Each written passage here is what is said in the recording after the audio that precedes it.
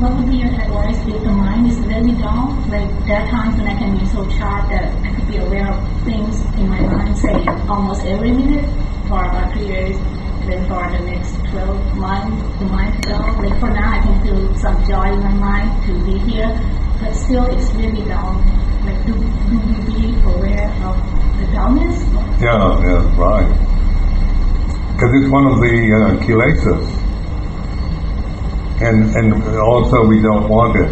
Notice, observe the desire to get rid of it. Because, we don't like that feeling of being confused or dull or sleepy or restless. We don't like that. And so there's a lot of, like Whipple would not desire to get rid of it. Because I used to want to, I like to get samadhi and feel concentrated, and then I get into these very dull samadhi states. I just sit there, and it was some kind of samadhi, but it certainly wasn't bright. It was dull, but it wasn't so bad. I thought maybe nirvana is just like this, it's dull. Maybe I've attained nirvana. I certainly don't feel very, it's not very inspiring or anything, but it's not so bad. Then, more and more as you begin to observe that, because it's like you've got the 5 kilesas, 5 hindrances, and the third one is Hinamita and Uttatakukuta and Vicikiccha, doubts. And the first 2 are about greed and anger, and they're exciting. Like feeling angry is a very exciting emotion. I used to be the kind, because I was idealistic, indignation. I love to feel angry about the injustices of the world. And I could really get a lot of energy out of that. I was used to, in Berkeley, go around, protesting against unfairness in the society, and so that also is a form of aversion, but it's stimulating. And then lust, sexual desire, sexual fantasies are stimulating, kind of exciting, sex and violence. And then when you are involved with that, then you get tinamita, sleepiness, dullness, restlessness and doubt. And then monastic life is deliberately set up to be boring. So we're not trying to seek excitement or adventure, monotonous chanting and routine and containment of action and speech. And so it's not because there's we're averse to the sensual world, but it's a way of helping us to begin to look at things that we wouldn't look at otherwise, and begin to observe mental states that we maybe ignored our whole lives by just seeking excitement or distraction through interesting things or music and romance, adventure. Like cinema, it's all about sex and violence, isn't it? So you have one time somebody brought this video to Amaravati in England, and it was very interesting, a video of this man. He's wearing a white suit. He's a white man wearing a white suit, and he was painting a white wall with white paint. It lasted a whole hour before he finished, and you sit there.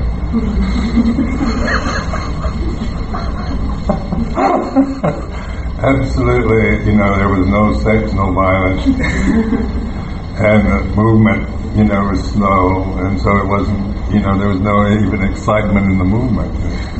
This is the most boring video I've ever seen. But it did fulfill a purpose, a reflection. As you can see, when you go watch a video, you're expecting some kind of action or interest and something to happen, and then nothing, what's happening there is not interesting or exciting. Not even a color, red or anything, just white.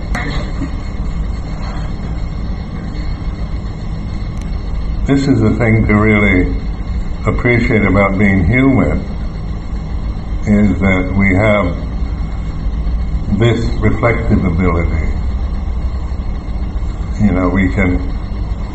We still suffer like all the other creatures on this planet, and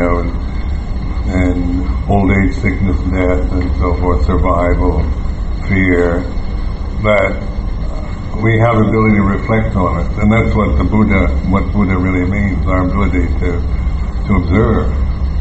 It doesn't mean if we're really mindful, we never get old or sick or anything, but it means that we can observe the changing process. Our relationship to conditioned phenomena changes from ignorance and identity to observing it in what it really is. It's changing, its nature is impermanence, change.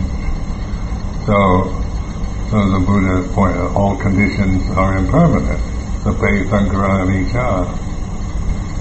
And then carry that reflection through everything from the most coarse condition to the most refined. It's a refined mental moment or just coarse things that, the changing of the seasons, or rain, it rains and then the sun comes out, just observing change on that level. But also it applies to all conditioned phenomena, whether it's mental, emotional, psychic, physical, so it includes the sun and moon, the stars,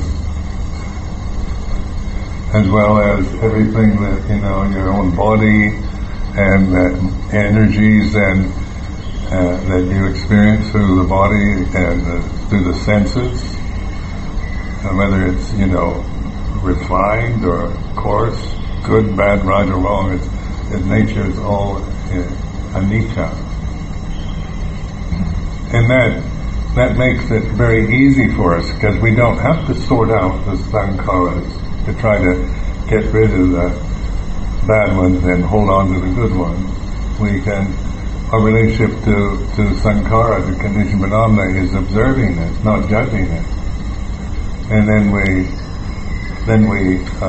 use a vehicle like Dullness as a way of containing our actions and speech in a way that is skillful and helps us to be more mindful and develop more a sense of self-respect and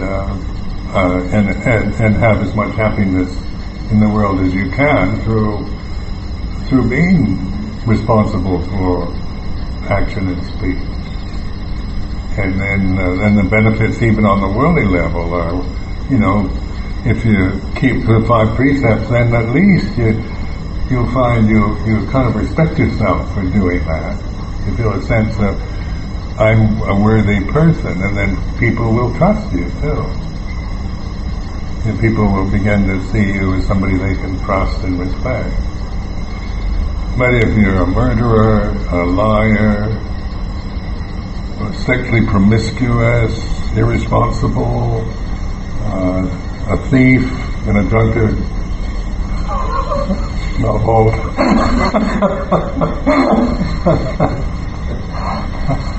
Nobody will respect you, including yourself.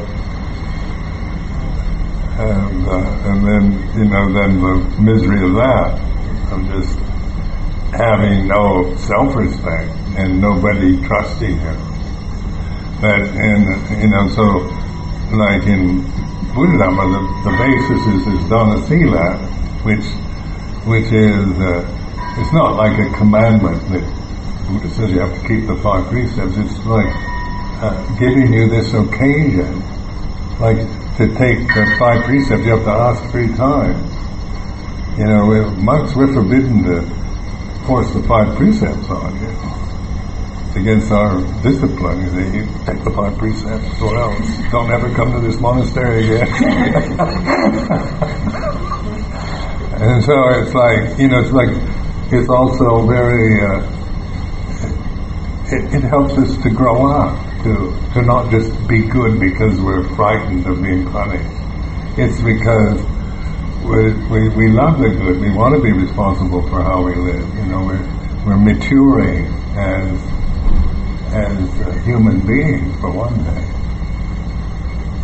and then from that the bhavana begins to have benefits in our meditation practice. So you've got this Dana Sila Bhavana series, and it's in Thailand it's just, you hear that all the time in any village monastery or school. They talk about Dana Sila Bhavana. But also, reflection, that is a very, useful paradigm to hold in your mind and to reflect on. When you give, like tambur, when you're being generous, then also you can reflect on the result of being generous is like this. So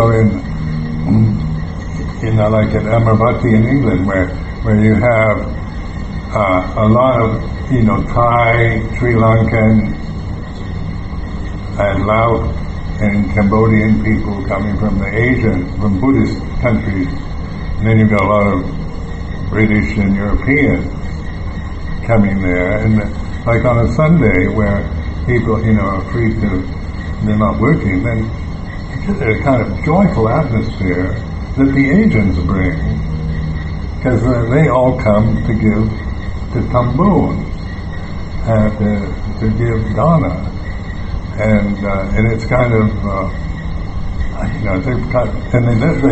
they never ask for anything back, about the quid pro quo kind of thing. They'd love to do this, so you get a kind of joyous atmosphere there. And then the Europeans start picking up on it. Because the Western mind aren't trained to do that. We want to get enlightened through meditation. So they come to learn meditation to get enlightened. So they're quite diligent in sitting, doing that, going on retreat.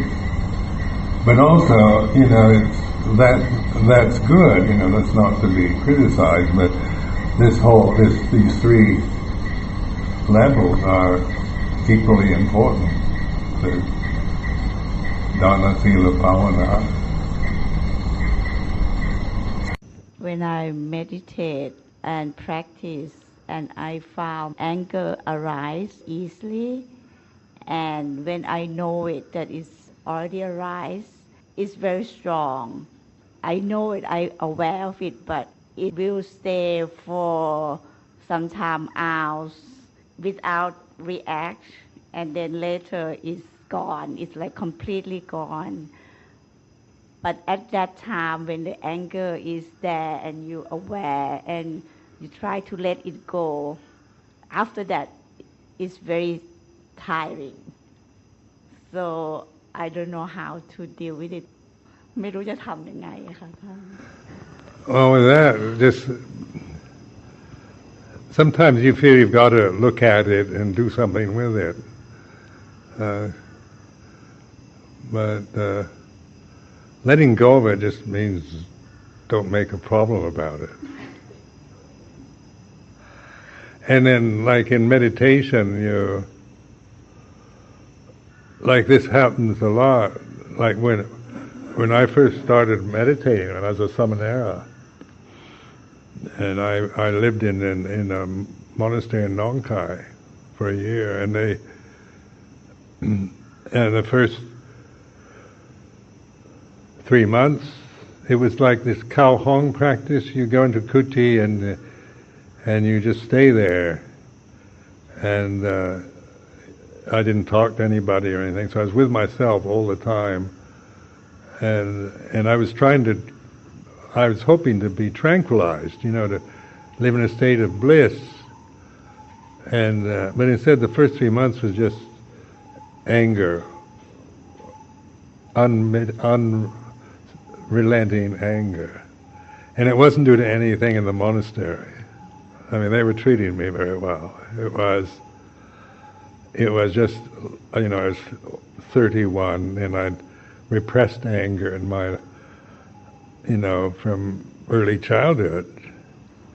You were punished for being angry. My parents were, said it's wrong and you shouldn't be angry and things like that. So I'd learned how to repress it. And then in that particular situation, where you don't have anything to do, and you brought a meal in the morning, and then you don't have any friends to talk, you don't have a telephone or television or anything, you're just by yourself all the time, and have no way to escape, and the repressive techniques don't work anymore. You just have to sit there and let it happen. So actually, that's what I did. I gave up trying to stop it or change it, but just allowed it to arise, because it's like something repressed, and then it starts reaching consciousness. So see that as liberating. You actually, rather than meditating badly, you're actually purifying it.